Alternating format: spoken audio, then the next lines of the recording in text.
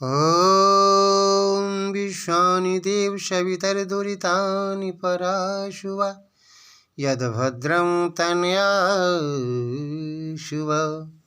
ॐ स्तुता मया वरदा वेदमाता प्रचोदयन्तां पावमानि दुजानां यायुः प्राणं प्रजां पशुं कीर्तिं दर्विणं ब्रह्मर्षितं मह्यं दत्त्वा व्रजवं वलोकम्।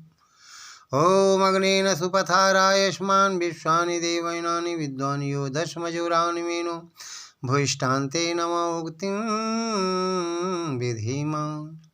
ॐ भूर्भुवस्वतः सवितुर्वरेण्यं भर्गो देवस्य धीमहि धियो यो नः प्रचोदयात्। ॐ त्र्यम्बकं यजामहे सुगन्धिं पुष्टिवर्धनम् उर्वारुकमिव बन्धनान्मृतोर्मुक्षीमामृतात्। सभी आर्यों अथवा हिंदू भाइयों को मेरा नमन है। जय श्री राम है, जय श्री कृष्ण है। 22 जनवरी 2024 को अयोध्या में भगवान श्री राम के प्राण प्रतिष्ठा का आयोजन किया गया है। 22 जनवरी 2024 को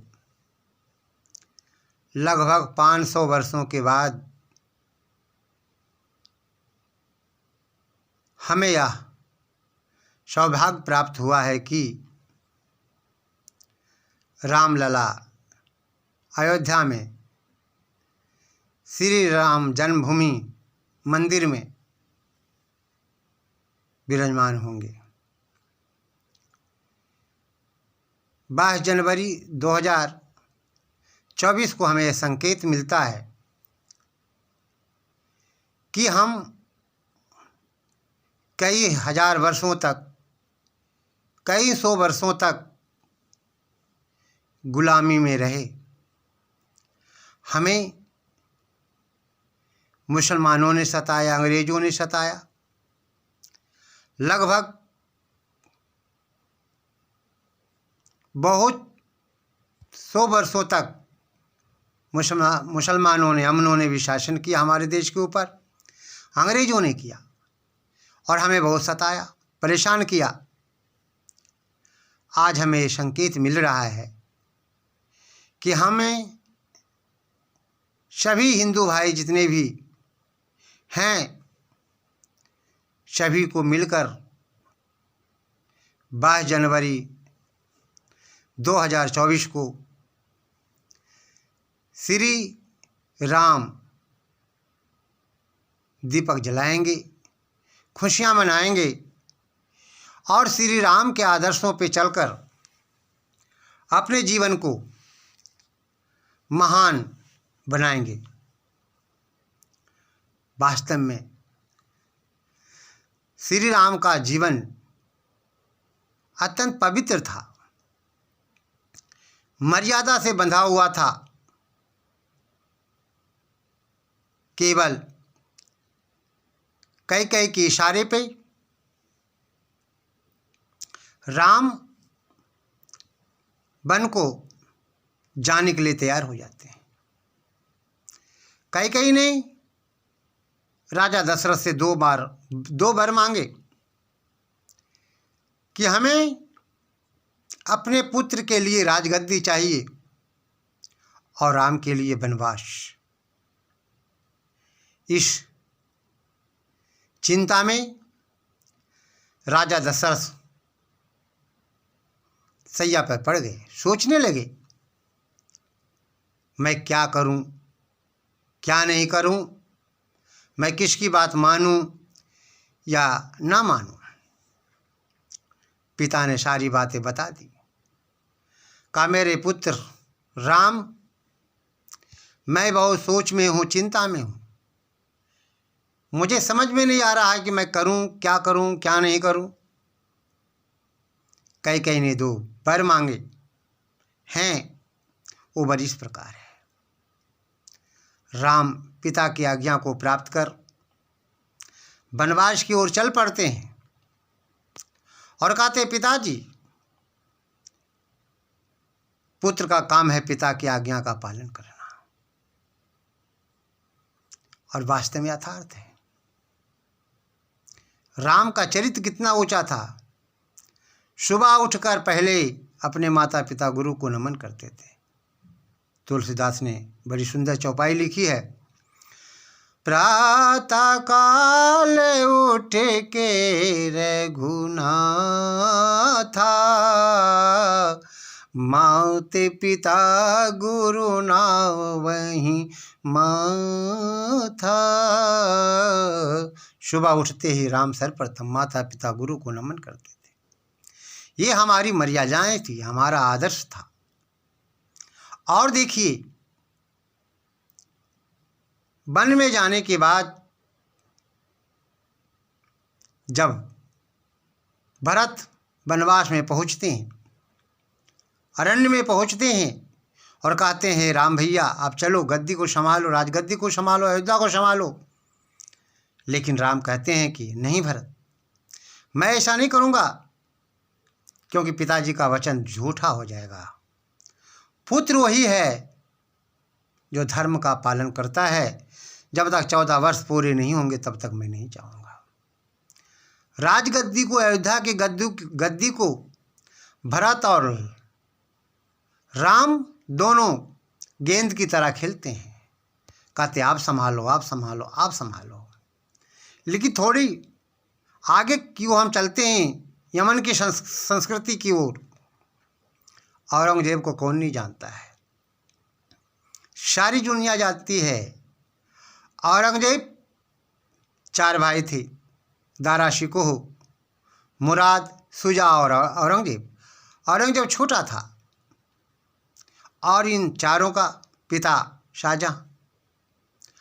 औरंगजेब ने क्या किया, अपने तीनों भाइयों को, दारा शिकोह, शुजा, मुराद को मरवा कर स्वयं दिल्ली की गद्दी पे बैठ जाता है और अपने पिता को जेल में बंद कर देता है और भोजन छाजन की ऐसी व्यवस्था करता है जो कहने योग्य नहीं है। बड़ी अपमानजनक पूर्वक औरंगजेब अपने पिता को खाना देता था। और औरंगजेब ने क्या कहा अपने पिताजी को,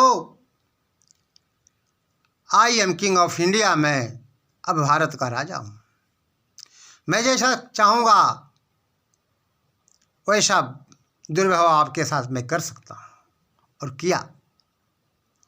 लेकिन राम का आदर्श देखिए, राजगद्दी को, अयोध्या की गद्दी को गेंद की तरह दोनों भाई खेलते हैं और कहते हैं कि भरत तुम जाओ और राजगद्दी संभालो। लेकिन वह भरत राम के खड़ाओं को लेकर के आते हैं अयोध्या और नीचे रख लेते हैं, उसकी पूजा करते हैं और 14 वर्ष बीत जाते हैं। फिर राम पुनः आते हैं और राजगद्दी को संभालते हैं। ये हमारा आदर्श था। और भाइयों, मैं आप लोगों से ही कहना चाहता हूँ कि अब संभलने का समय आ गया है, जागने का समय आ गया है। हमें किसी के बहकावे में नहीं आना है। हम सब एक भाई हैं। कोई ब्राह्मण अपने को ब्राह्मण और मानता है तो शूद्रों से घृणा ना करें।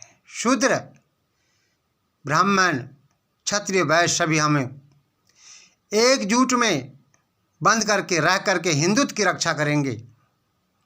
हम सब हिंदू भाई एक हैं और हिंदुत्व की रक्षा के द्वारा पूरे विश्व का कल्याण करेंगे। हम राम के आदर्शों पे चलेंगे और राम के आदर्शों पे चलकर अपने जीवन को महान बनाने का प्रयास करेंगे, जिस प्रकार से श्री राम ने किया था। श्री राम ने दुष्टों को मारा, धर्म की रक्षा की, अनेक राक्षसों को मारा, धर्म की रक्षा की, सज्जनों की रक्षा की। यज्ञ की रक्षा की, हमें भी यज्ञ की रक्षा करनी है। हमारी संस्कृति के विरुद्ध कोई आवाज़ अगर लगाता है, उठाता है, हमारी संस्कृति के विरोध में अगर कोई आवाज़ उठाता है, हमारे देश के बारे में कोई अनाप शनाप बकता है, हमारी संस्कृति को बदनाम करने की कोशिश करता है, तो हमें उसका एक टूक जवाब देना होगा। हम सहेंगे नहीं। हम अपने वतन के लिए, अपने राष्ट्र की रक्षा के लिए, सनातन धर्म के लिए, सनातन धर्म की रक्षा के लिए जान दे देंगे, जिस प्रकार से वीर हकीकत ने दिया था हिंदू की रक्षा के लिए, हिंदू धर्म की रक्षा के लिए, हिंदुत्व की रक्षा के लिए। गुरु गोविंद सिंह ने अपने को मिटा डाला हिंदू की रक्षा के लिए, हिंदू धर्म की रक्षा के लिए। गुरु गोविंद सिंह के 4 बेटों को यमनों ने मार डाला। आज हमें बहुत बड़े दुख के साथ कहना पड़ रहा है कि काश यदि हम लोग हिंदू एक हो जाएं, तो किसी की हिम्मत नहीं है कि वो आवाज़ उठा सकता हमारे विरुद्ध, और वो समय आ गया है। इसलिए 12 जनवरी 2024 को हम सभी हिंदू भाई या जो भी भारतवासी हैं एक संदेश दें और सब अपने घरों में श्री राम ज्योति दीपक जलाएं और दुनिया को ये संदेश दें कि हम सभी एक हैं। और जिस प्रकार से स्वामी दयानंद सरस्वती ने कहा था, दुनिया के लोगों से कृमंतो विश्वम आर्यम, हम सारे संसार को आर्य बनाएंगे। और वास्तव में इस संसार को बनाएंगे, आर्य तभी हम बनाएंगे जब हम एक होंगे, आदर्श की शिक्षा देंगे, तभी जो है श्री राम का सपना साकार हो सकेगा। और श्री राम के सपनों को साकार करने के लिए पुनः मैं आपसे ही कहना चाहता हूँ कि 22 जनवरी 2024 को हमें संकल्प लेना है कि हम सब हिंदू एक होकर के जो है भारत माँ की रक्षा करेंगे, देश की रक्षा करेंगे, अपने संस्कृति की रक्षा करेंगे, सनातन धर्म की रक्षा करेंगे और सारे संसार के लोगों को यही संदेश देंगे कि जो भी व्यक्ति सनातन धर्म को अपनाएगा और सनातन धर्म के पद चिन्हों पे चलेगा, उसका निश्चित है कल्याण होगा, उसका उद्धार होगा। जय श्री राम, जय श्री राम, जय श्री राम। इति हो।